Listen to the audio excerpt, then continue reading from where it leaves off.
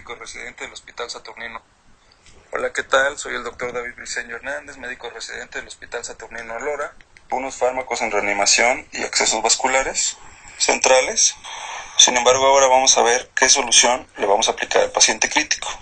Y para eso tenemos que conocer algunos principios básicos de ósmosis, el contenido de cada una de las soluciones, ventajas y desventajas que tiene cada una, y son los principales puntos a seguir en este tema. El doctor David Briceño le da la bienvenida y recuerden que en el chat tenemos abiertas las preguntas para el que desee comentar. Bien, en los objetivos, al final del tema, el participante conocerá los diferentes componentes del líquido del organismo, los diferentes tipos de soluciones empleadas en un paciente crítico en el servicio de urgencias, la composición de cada uno de los fluidos, las indicaciones, dosis y contraindicaciones de cada uno de ellos. La primera pregunta dice cómo se distribuyen los líquidos en el organismo. La segunda pregunta dice cuál es la composición de los aniones y cationes, estos electrones positivos y negativos en los diferentes compartimientos, qué es la ósmosis y qué es una solución isotónica. Al describir la solución hipotónica, describiremos cuál es una isotónica y una hipertónica. Bien, para fines prácticos y de estudio, sabemos que un 70% del peso corporal se corresponde a líquidos en el organismo. Entonces aquí vemos la distribución del peso corporal, 40% sólidos y 60% líquidos. Hay que recordar que un paciente con obesidad tiene menor cantidad de líquidos. Esto es comparado con un paciente delgado, y hay también que recordar líquidos a diferencia del hombre. Bien, hay que ver que este 60% de líquidos tiene dos compartimientos importantes, 2/3 dentro del líquido intracelular, dentro de la célula, 2/3 de este 60%. Y también 1/3 del líquido extracelular, este a su vez se deriva en dos, un 80% del líquido intersticial y un 20% correspondiente a la concentración plasmática. Entonces debemos comprender para que haya una ósmosis entre estos dos componentes. Entonces debemos comprender que para que haya una ósmosis existen dos componentes o varios componentes importantes que los iremos mencionando. Principalmente dentro de los líquidos que se ingresan o egresan debe de haber un equilibrio. Sabemos que de agua metabólica 200 mililitros, de alimentos ingeridos 700 mililitros y de líquidos ingeridos 1600 mililitros, haciendo un total de 2500 mililitros. Sabemos que las pérdidas del tracto gastrointestinal son 20 mililitros, los pulmones 300 mililitros, a través de la piel 500 mililitros y la excreción renal 1500 mililitros, haciendo un total de 2500 mililitros. Aquí entran varios factores en un paciente con intubación, o en un paciente con fototerapia, en un paciente pediátrico o en personas que vivan en un lugar caluroso. Entran estos factores importantes. Incluso son las ganancias o los aportes intravenosos, etcétera, etcétera. Una pérdida de 2.500 mililitros y un ingreso de 2.500 mililitros. Esto para ejemplificar que hay una homeostasis entre egresos e ingresos. Si vamos al líquido extracelular, esta parte externa de la sangre, debemos comprender y conocer, y debemos comprender cada uno de los componentes del plasma. Si vamos a los componentes del plasma, debemos comprender y conocer los diferentes componentes, que son sodio, cloro, potasio, calcio, magnesio, para cuando pongamos soluciones, saber cuáles son los componentes que hay en este espacio vascular donde nosotros conectamos las soluciones y le vertimos al paciente estos electrolitos. Bien, decimos que de sodio tenemos entre 136 a 142 microequivalentes, cloro 95 a 103 microequivalentes, potasio 3.8 a 5, calcio de 4.6 a 5.5, fósforo de 1.7 a 2.6 y de magnesio 1.3 a 5 microequivalentes. La osmolaridad es de 300 más menos 10 según el libro de Fisiología de Tórtora. En algunas otras bibliografías tenemos que tenemos a 290 más menos 10. También hay un equilibrio entre los electrolitos de carga positiva y de carga negativa. Es decir, entre aniones y entre cationes hay un equilibrio que también debemos conocer entre los diferentes componentes. Tenemos en el líquido plasmático líquido intersticial y líquido intracelular. A nivel de sodio tenemos una gran cantidad de 142, potasio de 4, magnesio de 2 y calcio de 5 en promedio. Y aquí me hace un total de cargas positivas de total de 153. En el mismo líquido plasmático tenemos cloro de 104, fosfato de 3, sulfato de 1, ácidos orgánicos de 6, proteínas de 13, bicarbonato de 27. Todos estos con cargas positivas y si yo lo sumo me da un equilibrio de cargas positivas y negativas y si yo lo sumo me da un total de 153. En el líquido intersticial, es decir, entre las células, tenemos un sodio de 144, un potasio de 4.5, un magnesio de 1, un calcio de 2.5, haciendo un total de 152. Y si sumo las negativas, también me da un total de 152. Y dentro de la célula, aquí lo ejemplificamos en verde, lo que debe de haber. Hay que tener siempre en cuenta que hablemos de sodio y potasio. Siempre hay que tener en cuenta que dentro de la célula el sodio siempre es bajo en relación de 10 microequivalentes, pero el potasio dentro de la célula fuera de la célula era de 4, ahora dentro de la célula va a ser un espacio de 150 microequivalentes. También si sumamos lo correspondiente al líquido intracelular me da una carga positiva de 200 y una carga negativa de 200. Entonces vean cómo en los diferentes compartimientos tenemos una relación de cargas positivas y negativas correspondiente a electrones y cationes. Existe este principios de ósmosis, que es elemental que lo conozcamos. Este esquema lo pueden encontrar en el libro de Guyton. Nos ejemplifica un ejemplo de un recipiente cerrado, uno arriba y uno abajo, y en medio de este recipiente hueco de forma cilíndrica tenemos justo en el centro una membrana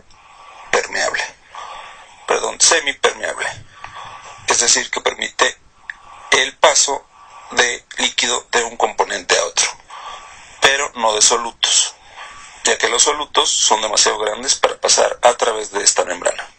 La pregunta que les hago es que si nosotros vertimos líquido a través de un lado o del otro, ¿a qué nivel encontraremos el líquido? Hay quien dice estará más elevado del lado izquierdo que del lado derecho. Hay quien dice que va a estar igual porque el líquido pasa igual de un lado a otro. En realidad no va a ser así. La respuesta a esto, en realidad habrá más líquido donde haya más soluto. El paso del agua en forma pasiva, de un espacio de mayor soluto a menor soluto, ese soluto pasará de donde hay mayor solvente a menor solvente.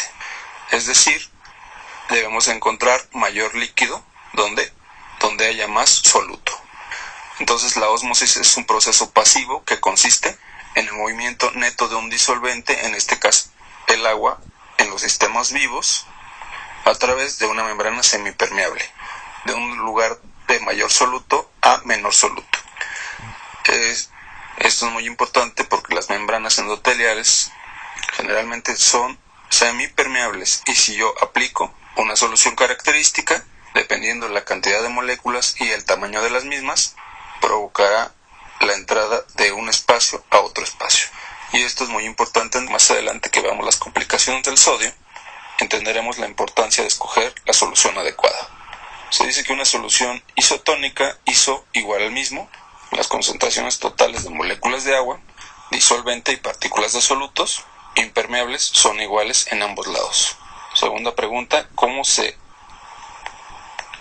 clasifican las soluciones y qué componentes tiene una solución salina al 0.9%, que es la más común en el servicio de urgencias, y cuál es la composición del Hartmann o Ringer lactato? En muchas ocasiones hemos puesto estas soluciones y hay que saber qué es lo que contienen. cuál es su pH, cuál es la cantidad de sodio y de cloro, cuál es la osmolaridad de esta solución. Son situaciones muy importantes porque al seleccionar cada una de estas, nosotros tenemos que conocer qué efecto va a tener en el espacio donde la apliquemos, es decir, espacio plasmático donde la estamos poniendo. Otra de las situaciones es saber cuánto dura la vida media, cuánto dura su efecto en el espacio vascular. Bien, las soluciones las dividimos en dos grandes grupos. Soluciones coloides y soluciones cristaloides. En correspondiente a las soluciones cristaloides, nos referimos a la solución salina al 0.9%, mal llamada fisiológica. Vamos a ver que no tiene los valores fisiológicos, entonces nosotros optamos y sugerimos que se le llame solución salina al 0.9%. La otra cristaloide vendría siendo la solución Harman. Soluciones coloides tenemos dos tipos, naturales y sintéticas. Las naturales, la albúmina principalmente, que no entra en la reanimación aguda en un paciente crítico. Y sintéticos tenemos almidones, gelatinas y dextranos. Y de estos vamos a ver las características y los efectos secundarios que cada una tiene de ellas, así como las dosis máximas de cada uno de ellos. Vamos a iniciar con la más común, que es la solución salina al 0.9%. Es un cristaloide, hay soluciones al 0.45, al 0.9%, al 3%. La más común es esta que está al 0.9%, que es la más usada en los servicios de urgencias. Si quisieran usar al 0.45, podremos tirar la mitad de esta solución para convertirla al 0.45, para completar la otra mitad con agua inyectable. De esa manera tendríamos soluciones al 0.45. Ustedes se preguntarán en qué casos se podrán utilizar la solución salina al 0.45%. En casos de hipernatremia, en estados hiperosmolares, en cetoacidosis diabética. Se pueden utilizar estas soluciones al 0.45 o también llamadas al medio molar. La vida media de una solución salina es de aproximadamente de 1 hora. ¿A qué se refiere? A que si yo aplico esta solución, digamos 1 litro en el espacio vascular, después de 1 hora solamente tendré 1/3 de la solución. Lo demás tendrá a fugarse al intersticio e inclusive a nivel intracelular. Y entonces la vida media real de expansión es de 1 hora. Se dice que una solución salina expande a 200 cc, una solución salina de 1 hora. La composición de la solución salina, pregunta de examen típica: sodio de 154, cloro de 154, las molaridades de 308, de ahí que no es tan fisiológica como decíamos, de hecho queda ligeramente hipertónica con respecto al plasma, y el pH pues menos fisiológico. El pH a nivel sanguíneo es de 7.45, 7.35, 7.45 y esta solución es de 8. pH de 5. Entonces ligeramente hipertónica respecto al plasma. La siguiente solución cristaloide es una solución Harman. Es una sola presentación, su vida media es de 1 a 2 horas, casi igual que la solución salina. El Harman expande de 100 a 200 y la composición varía en relación a la salina. Tiene menos sodio, tiene 130 equivalentes, cloro de 109, menos cloro. De hecho, la solución salina a grandes cantidades se puede producir acidosis hiperclorémica. Esta solución Harman tiene menos cloro, 109, tiene algo de potasio, 4.000 equivalentes, tiene lactato que una vez metabolizado producirá el bicarbonato, calcio de 3, pH de 6.4 y la osmolaridad ahora me queda ligeramente hipotónica en relación al plasma, pensando que lo ideal del plasma es 290, queda ligeramente hipotónico. Entre solución salina y solución Harman, para el paciente con choque hipovolémico, no hay estudios en la actualidad que nos apoyen entre una u otra. Aquellos que ocupan solución salina expresan que no tienen lactato y si el paciente está mal perfundido no va a tener problema.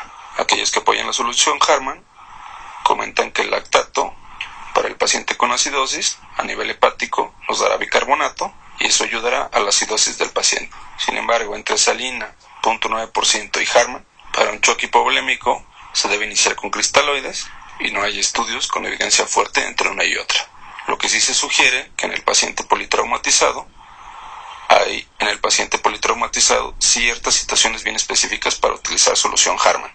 ¿En qué situación se imaginaría que un paciente necesita solución Harman para reponerse en este inicio?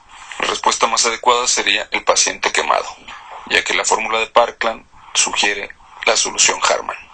¿Qué otro paciente politraumatizado requerirá solución salina, independientemente del shock hipovolémico? Bien, de acuerdo a últimas guías en trauma de cráneo, siempre en traumatismo craneoencefálico se utilizará solución salina de acuerdo a la osmolaridad, por la osmolaridad que tiene en relación a la osmolaridad del Harman.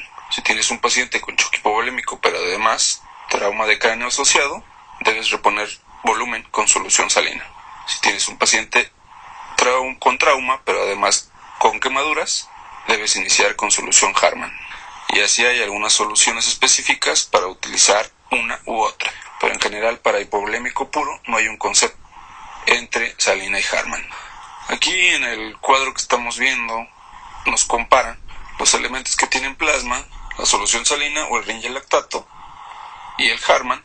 Vemos en promedio el sodio, 141 de sodio, en la salina sodio de 154, Ringer lactato de 130, cloro de 103 en el plasma, sodio en la salina de 154 y vemos en el Ringer un poco menos de cloro, es decir, no tiene tanto riesgo de la acidosis hiperclorémica. Sin embargo, se ejemplifican aquí en esta tabla los pHs, ¿verdad? El plasma es de 7.4, la osmolaridad de 290 y desafortunadamente la salina queda acidótica. Y aquí el Ringer es un poco más fisiológico, aunque no llega a ser fisiológico, obteniendo un pH más adecuado. Y hay que ver las osmolaridades, un promedio de 290, salina de 3.8, por eso decíamos que es ligeramente hipertónica, y el Ringer lactato de 2.73. Continuaremos con los coloides. La pregunta sería, ¿qué son los coloides? ¿Cuál sería el umbral de filtración glomerular? Y es importante recordarlo porque cuando uno escoja un determinado tipo de coloide, de acuerdo al tamaño de sus moléculas, voy a saber cuánto tiempo va a perdurar en el espacio vascular, y se debe saber que entre más grandes sean las moléculas, mayor riesgo existe en tener el paciente un daño a nivel glomerular. ¿Cuáles serían las ventajas y las desventajas de los coloides? Se dice que un coloide es un fluido con partículas de gran peso molecular. Bien, decíamos que la albúmina no tiene, la resucitación urgente no tiene cabida en esta situación. Inclusive cuando hay un paciente quemado que requiera la utilización de albúmina, algunos artículos sugieren que se dejen pasar al menos 24 horas para aplicar la albúmina, y esto es para evitar que se fugue la albúmina a un tercer espacio. Entonces sabemos que después de 24 horas esta fuga disminuye y ahí es cuando se permite su utilización. Y también nos comentan que en paciente con shock hipovolémica también no tiene cabida el uso de albúmina. El umbral de filtración glomerular, decíamos, hay que recordarlo, 55.000 Daltons. De ahí cuando vienen los comentarios de una sustancia coloide de menos de 55.000 Dalton, se filtrará más rápido y se eliminará, y la vida media, el efecto en el plasma en el vaso, será menor. Pero si hablamos de una sustancia, de una solución coloide, de unos 155.000 Daltons, lógicamente su vida media será mayor en el vaso, va de la mano con un daño a nivel tubular renal. Bien, en general los coloides se expanden entre almidones, gelatinas y dextranos. Los coloides se expanden entre 1.5 y 0.8, entre 1.8 y entre 1.5 su volumen. Esto es lo que pasaba con el cristaloide. Yo aplico 1 litro de cristaloide y después de una hora me quedaba 1/3 de ese volumen en el vaso. Estas soluciones, tanto cristaloides como coloides, me sirven para expandir el volumen, esto a nivel vascular. Entonces el cristaloide, después de una hora, me quedaron 100 a 200 mililitros. Y el coloide me llega a aumentar. Si yo puse 500 mililitros, puede aumentar más de 500, aumenta entre 1.5 su volumen dentro del vaso. Entonces, esto es importante ya que expanden más que los cristaloides. ¿Cuáles serían las ventajas del coloide? Restauran de forma más efectiva la microcirculación, comparado con el cristaloide, que este no tiene este tipo de ventajas. Entonces quiere decir que modulan y restauran la microcirculación, modulan también la respuesta circulatoria, modulan la respuesta endocirculatoria de monocitos y células endoteliales, y además, decíamos, expanden el volumen de 0.5 a 0.8 su volumen en promedio general. Las desventajas del coloide son básicamente el costo. No hay soluciones que sean baratas, que transporten oxígeno, que nos dé volumen, que se encuentre en el vaso, que no dañe el riñón. Por eso hay que analizar el estado benéfico ante el paciente. Todo eso es para prevenir complicación. También es bien conocido que los coloides pueden provocar trastornos de coagulación. El factor 8, sí, afecta el trastorno de coagulación. También pueden alterar la adhesividad plaquetaria y alterar la estabilidad del coágulo de fibrina directamente. Entonces se dice que los coloides pueden afectar la adhesividad plaquetaria. Esto si se rebasa la dosis diaria de coloide. Entonces, si yo tengo un paciente chocado con choque hipovolémico, con hemorragia que va al quirófano, y yo excedo los coloides y los pongo de gran peso molecular, cuidado con esta alteración y además cuidado con la falla renal, si ya el paciente tiene alteración prerrenal por el choque hipovolémico, por hipovolemia. Me puede inducir daño tubular en forma directa, independientemente del tamaño de la macromolécula, de forma directa puede inducir a daño prerrenal. Entonces vean qué desventajas tiene, y la otra es el precio. La otra es el precio definitivamente, no es lo mismo una solución salina, aunque sea que me expande de 100 a 200 mililitros, a el precio de una gelatina, de un almidón, definitivamente pues es muy diferente. Bien, otra pregunta sería, ¿cuál es el origen de los almidón? ¿De dónde vienen? ¿Cuáles son los efectos secundarios al utilizarlos? Y menciona las indicaciones y dosis de los almidones. Pues el almidón ya no está tan lejos de los servicios de urgencias en general. Por ahí en México tenemos el Voluben en los servicios de urgencias y ahora pues hay una distribución en varios países. Bien, los almidones vienen de la amilopectina, del almidón de maíz. Vean los pesos moleculares, recuerden. Bien, la filtración glomerular, 50.000 Dalton. Bien, los almidones de alto peso molecular están en promedio en 450.000 Daltons. Los de mediano peso están en 200 a 250.000 Daltons. Y los de bajo están entre 75.000 y 175.000 Dalton. Entonces, si nuestro umbral de filtración está entre 55.000, inclusive los de bajo peso molecular, son muy buena elección. Los almidones a su vez están en concentraciones del 6%, o son isooncóticas, y al 10% hiperoncótica. Bien, ¿qué efectos secundarios? A fin de cuentas los almidones son un tipo de coloides. Bien, puede provocar efectos de coagulación y alteraciones de la adhesividad plaquetaria, alteración en la función renal de alto peso molecular, en los de alto y mediano peso molecular. El volumen que se mencionaba anteriormente es de bajo peso molecular, y entonces disminuye mi riesgo de alteración de la función renal. Los coloides que provocan menor incidencia de afección alérgica son los almidones. Los coloides, aquellos que dan mayor incidencia de afección alérgica, son las gelatinas. Provocan elevación de amilasa de 3 a 5 días. No debemos pensar que nuestro paciente, además del trauma o qué sé yo, tiene pancreatitis. Es por la aplicación de almidón. Y este prurito prolongado, que puede ser por la alteración de almidón, nuestro prurito pues, es un efecto secundario por depósito. Indicaciones y dosis. ¿Para qué quiero yo un almidón? ¿Para qué lo utilizo? Para la reposición de volumen intravascular. Y en cuestión de la dosis, no superior a 20 mililitros por kilo por día. Y durante más de 3 días sucesivos. Este volumen que yo les menciono al 6%, un almidón de bajo peso molecular, lo puedo utilizar hasta 50 mililitros por kilo por día. Es uno de los almidones de más utilidad, con menos riesgos, bajo peso molecular, y que además vean la composición de este volumen. Viene como la solución salina, 154 de sodio, 154 de cloro, el pH queda ligeramente más ácido, pero la osmolaridad es ligeramente hipertónica, como la solución salina. Bien, dice, este volumen al 6%, una infusión rápida de 500 mililitros durante 20 minutos aumenta mi volumen al 100% por 3 a 4 horas, es decir, me va a aumentar otros 500 mililitros a nivel vascular. Estas moléculas jalarán, por ese principio de ósmosis, líquido intracelular al intersticio y del intersticio hacia el vaso. Entonces me duplicarán el volumen, 500 mililitros más, y además va a permanecer 3 a 4 horas. Y otro beneficio es que este volumen lo puedo usar al 6%, hasta 50 mililitros por kilo por día. Ok, entonces en un paciente con choque hipovolémico debemos iniciar con cristaloides, primera carga, 20 o 30 mililitros por kilo, Siguiendo la línea, si nuestro paciente sigue sangrando con hipotensión, taquicardia, etcétera, nuestra siguiente opción serían los coloides. Una muy buena pues es este volumen al 6%. Ahora veremos el siguiente grupo de coloides, que se llaman las gelatinas. ¿Cuál es el origen y peso de las gelatinas en promedio? ¿Cuáles son los efectos secundarios y sus indicaciones? Y dosis. Recuerdan ustedes que mencionamos de las gelatinas, son las que más efectos alérgicos se han documentado.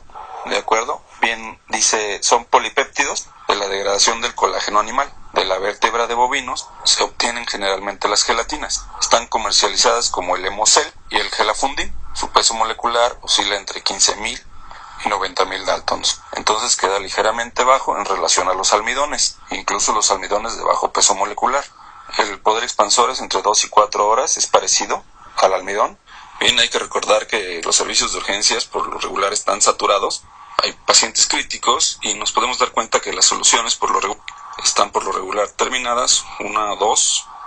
Y esto es para hacer hincapié en lo siguiente. Cuando ustedes ordenen una solución o el paso de alguna solución, siempre hay que verificar. Siempre verifiquen, pero el personal de enfermería muchas veces no se da abasto con los pacientes. Entonces yo tengo la obligación como médico de verificar el término de esta solución. ¿Ok?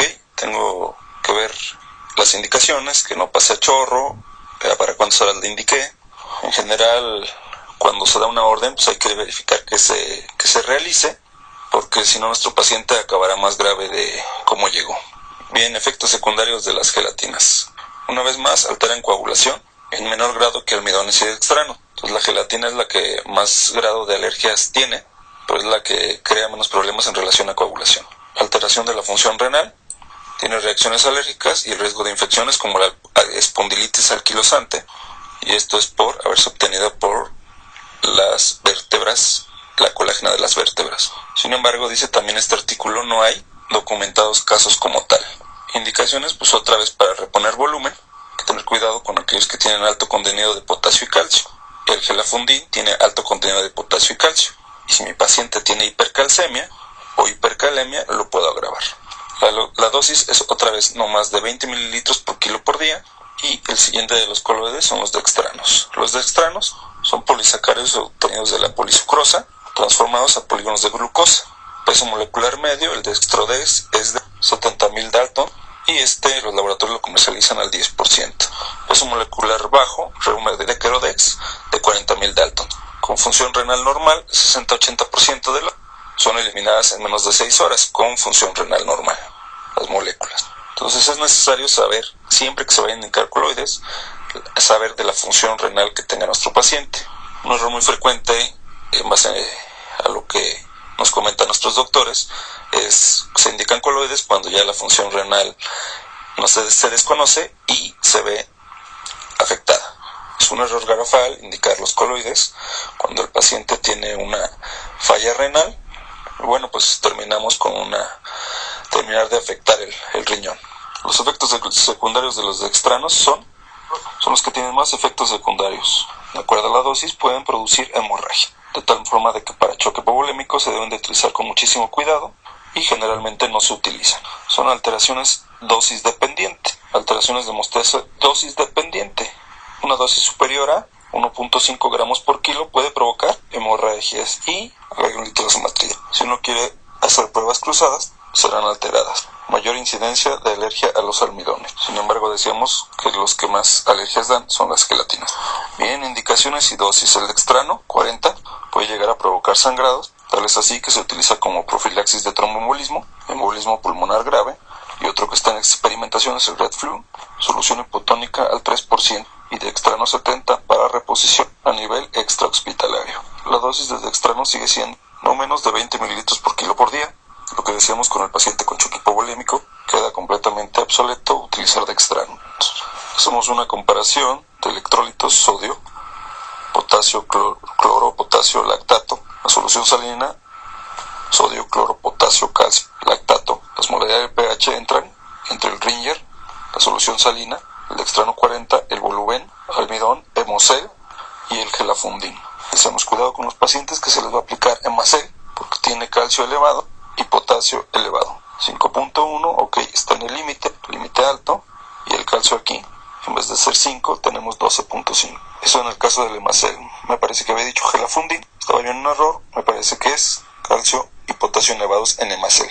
El gelafundin tiene 154 de sodio, cloro de 120, no tiene potasio, calcio es mínimo, no tiene potasio, no tiene lactato, lo único que tiene lactato es el Ringer, y vean las osmolaridades de 274, pero un pH en relación al gelafundin bastante aceptable de 7.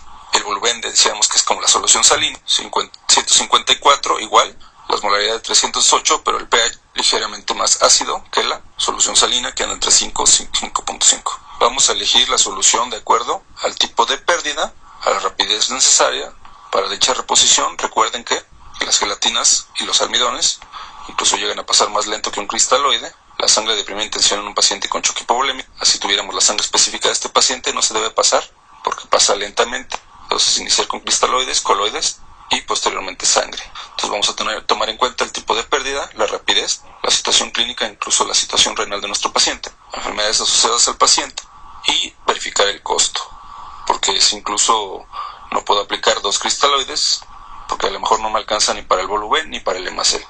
Y bien, con esto damos por terminada la clase de líquidos. Esperemos preguntas o dudas por medio del chat, y con gusto aclaraciones o sugerencias son aceptadas. Recuerdo que esta clase la estuve haciendo cuando era residente, R1, y ahorita la estoy subiendo a esto que es el YouTube para que tengan nociones del caso. Un saludo muy especial para mi amigo y maestro Said Tapia Coria, médico traumatólogo ahí en Morelia.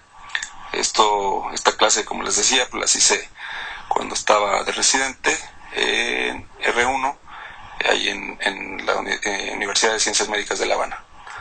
Bueno, pues estamos al pendiente. Saludos.